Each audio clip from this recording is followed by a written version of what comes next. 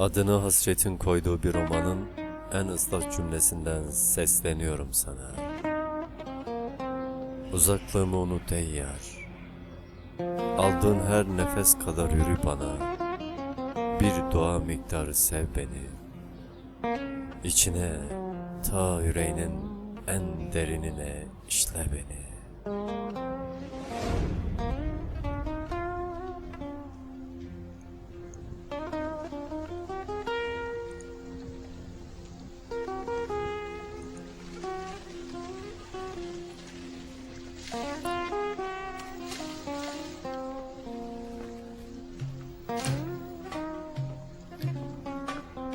Senin geçtiğin her satırımın acı kokan yanına ben bir mutluluk kipini serpiştirdim. Günahı boyuna bir siyaha ben bir beyaz umut cümlesini çizdim.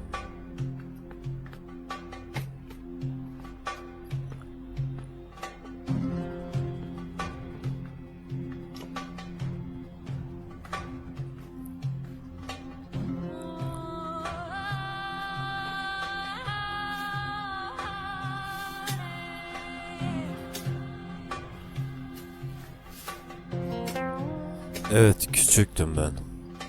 Sevdayı sende görünce adın miktarı büyüdüm. Büyüdükçe harflerin gölgelerinde gittiğim her yolu sana yordum ve yol oldum sana varılan. Cümleleri ta seninle anlattığı yerden vurdum. Sonunda yüreğimi büküp kalem oldum sana yazılan.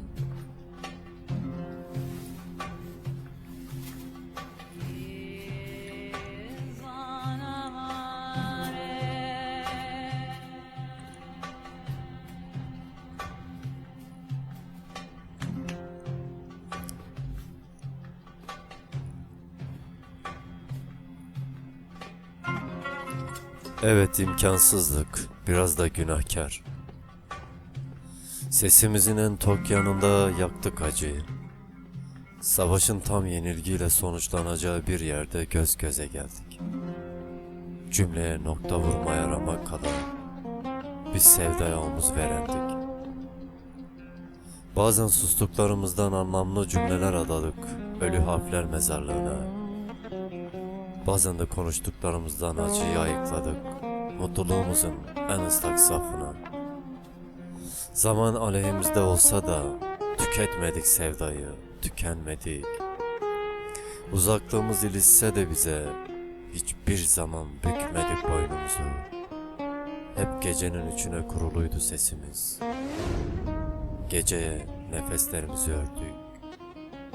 Ben sana, ben sana nüfuz ediyordum gece vakti.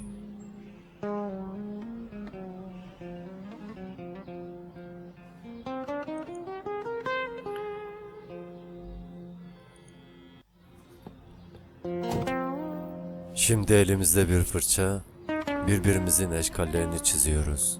En masum yanımızdan kanatıp siyahı, bir beyaz kağıdın içine adlarımızı sırt sırta yazıyoruz. Bir mektuba konu oluyor sonra, giriş cümlesinde ben, gelişme bölümünde sen, sonuç kısmında biz.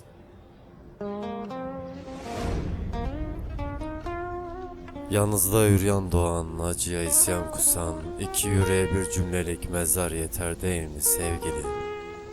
Gel adını yanaştır adıma, gel adını yanaştır adıma.